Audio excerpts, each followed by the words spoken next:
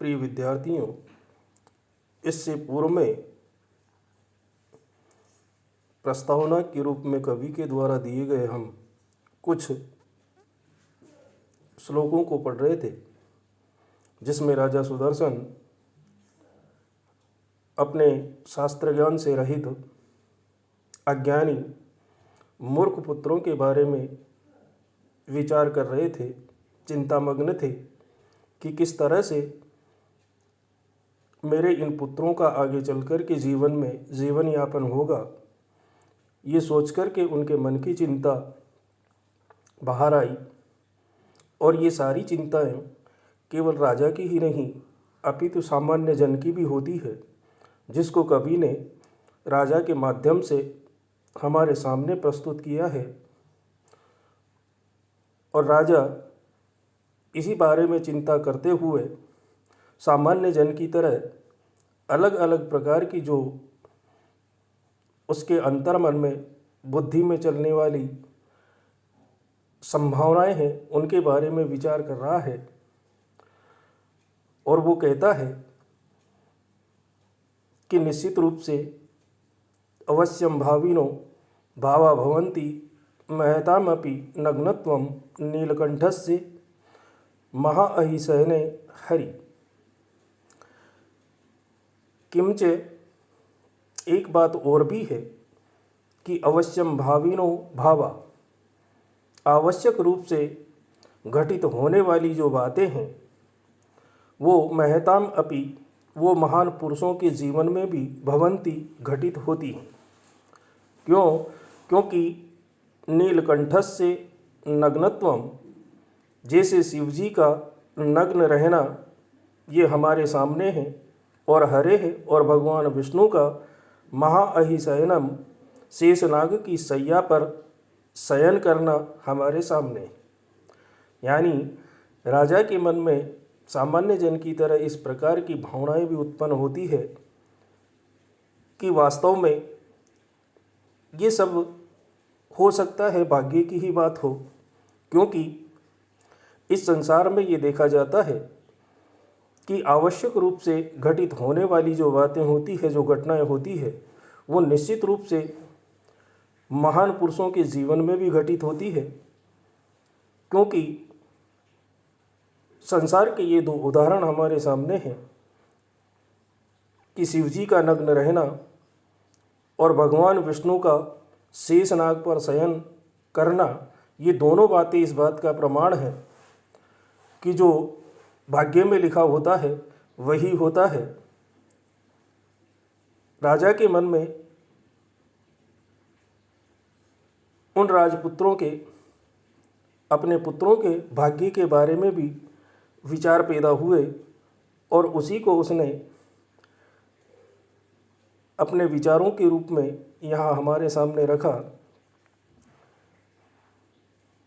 कि सचमुच में जो होनी होती है वो हो कर के रहती है, और जो नहीं होनी होती वो कभी नहीं होती। इसलिए महापुरुषों के जीवन में भी शायद उनके भाग्य में ऐसा ही लिखा था कि भगवान विष्णु को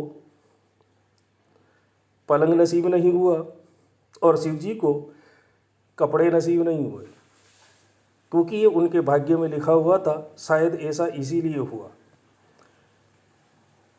और ये भी बात निश्चित है, अपीछे और भी कहा गया है कि यद्भावी न तद्भावी, भावी चेत न तद अन्यथा इति चिंता विसग्नो अयम गदः किम न पीयते।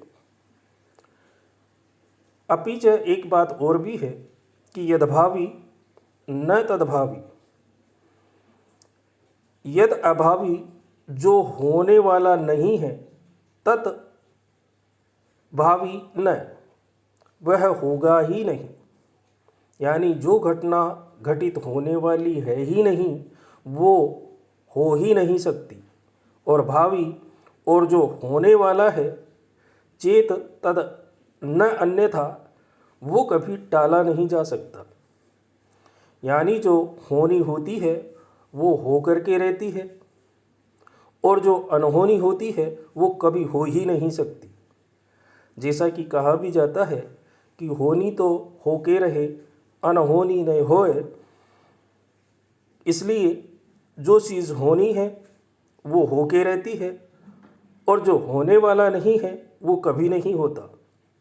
इति, और इस तरह से चिंता विषग्नो, चिंता रूपी उस विष को मारने वाली अयम गदा है, जो इस प्रकार की भाग्य रूपी औषधि है, ऐसी उस औषधि को किम न पियते, लोग क्यों नहीं पीते, क्यों नहीं अपने भाग्य पर भरोसा करते कि जो होना है वही होता है।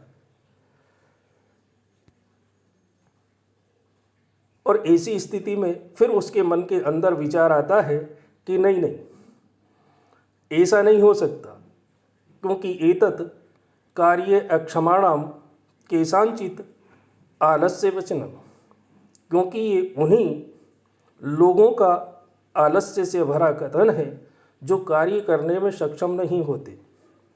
एतत् यानी यह है कार्य अक्षमाणाम, जो कार्य करने में सक्षम नहीं है, केशांचित ऐसे कुछ आलस्य वचनम, आलसी लोगों के वचन हैं। और वही इस तरह से विचार करते हैं। कैसे विचार करते हैं कि न देवम अपि संचिन्त्य तजेत उद्योग आत्मनः अन उद्योगेन तैलानि तिलेभ्यो न आप्तुम अर्हति। तो आलसी लोग अपने भाग्य पर भरोसा करके इस प्रकार की बातें करते हैं, क्योंकि वो कार्य करने में सक्षम नहीं होते। लेकिन ऐसा नहीं है, क्योंकि वास्तविकता तो ये है कि देवमपि संचिन्त्य, मनुष्य अपने भाग्य पर भी विचार करते हुए आत्मनः उद्योगम, अपना परिश्रम करना न तजेत, नहीं छोड़े। मनुष्य अपने भाग्य पर विचार करते हुए कभी भी अपना परिश्रम न छोड़े, क्योंकि अन उद्योगेन, बिना परिश्रम किए तो तेलानी तिलेभ्यो, तिलेभ्यो तिलों से भी, तेलानी तेल न आप्तुम अर्हति, निकाला नहीं जा सकता। क्योंकि बिना परिश्रम के तो तिलों से भी तेल प्राप्त नहीं हो सकता, उनसे भी तेल नहीं निकल सकता। तिलों से तेल निकालने के लिए उनको पेलना अति आवश्यक है, तभी जाकर के उनमें से हम तेल निकाल सकते हैं। इसलिए व्यक्ति को अपने भाग्य पर भरोसा न करके परिश्रम करना चाहिए, ताकि परिश्रम के माध्यम से उसे कुछ प्राप्त हो सके। अन्यथा एक बात और भी है कि उद्योगिनम पुरुष सिंहम उपेति लक्ष्मी, देवेन देयम इति का पुरुषा वदन्ति। देवम निहत्य कुरु पौरुषम आत्मशक्त्या, यत्ने कृते यदि न सिद्ध्यति को अत्र दोष है। अर्थात उद्योगिनम, परिश्रमी मनुष्य को ही, पुरुषम सिंहम, जो पुरुषों में सिंह के समान होता है, पुरुषों में सिंह के समान परिश्रमी व्यक्ति को ही उपेति लक्ष्मी, लक्ष्मी प्राप्त होती है। देवेन देयम इति, भाग्य से ही प्राप्त होगा या होता है, ऐसा सोचना का पुरुषः, कायर पुरुषों का कार्य होता है। वदंती, यानी ऐसा कायर पुरुष ही कहते हैं। भाग्य से ही मिलेगा, ऐसा केवल कायर पुरुष ही सोचते हैं, कायर पुरुष ही कहते हैं। इसलिए देवम निहत्य कुरु, भाग्य को निहत्ता करके, अर्थात भाग्य पर निर्भर न रह करके, पौरुषम आत्मशक्त्या कुरु, व्यक्ति को अपनी शक्ति के अनुसार परिश्रम करना चाहिए। इसलिए राजा ने भी इस प्रकार का विचार किया कि वास्तव में भाग्य पर निर्भर न रह करके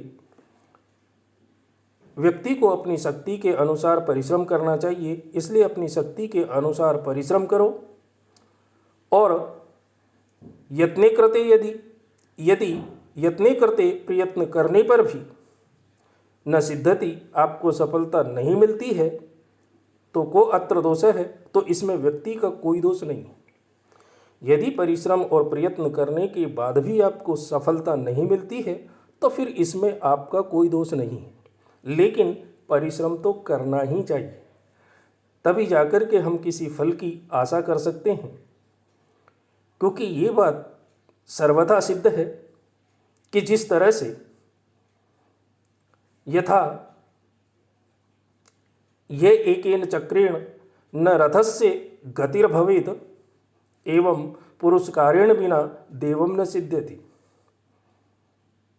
यथा जिस तरह से यह एकेन चक्रेण एक पहिए से रथस्य गति न भवेत्, रथ नहीं चल सकता। जिस तरह से, जिस प्रकार से एक पहिए से रथ में गति नहीं आ सकती, रथ चल नहीं सकता, एवं पुरुषकारेण बिना, उसी प्रकार से परिश्रम के बिना भी देवम न सिद्ध्यति, व्यक्ति का भाग्य सिद्ध नहीं होता, अर्थात फलदायी नहीं होता। उसी तरह से परिश्रम के बिना भी कभी भाग्य फलदायी नहीं होता है। इसलिए व्यक्ति को परिश्रम करना चाहिए, तभी जाकर के उसे कुछ प्राप्त हो सकता है। पूरी तरह से भाग्य पर निर्भर रहना ये केवल आलसी, कार्य करने में अक्षम और मूर्ख व्यक्तियों के ही वचन हो सकते हैं। एक परिश्रमी व्यक्ति तो इस प्रकार की संभावना भी नहीं कर सकता। तो राजा ने इस प्रकार की जो चिंता अपने मन से जाहिर की, वो वास्तव में सामान्य जन के लिए भी उचित है। और कई बार परिश्रम के अभाव में हम भी ऐसा सोचने लगते हैं कि जो कुछ मिलना है वो भाग्य से ही मिलेगा, शायद हमारे भाग्य में ही नहीं लिखा हुआ है। ऐसा सोचना केवल आलसी और परिश्रम से बचने वाले व्यक्तियों का काम है। इसलिए राजा ने भी इस प्रकार का विचार किया। आगे राजा के मन में किस प्रकार के और विचार उसके मनोमस्तिष्क में उठते हैं, उनके बारे में हम अगले श्लोकों में अध्ययन करेंगे। तब तक के लिए आपसे विदा लेते हैं। धन्यवाद। अगले व्याख्यान में आपसे हम पुनः मिलेंगे और देखेंगे कि राजा किस प्रकार से अपने उन पुत्रों के बारे में अपने मनोमस्तिष्क में इस प्रकार की और अन्य क्या संभावनाएं हैं उनके बारे में चिंतित रहते हुए सोचता है।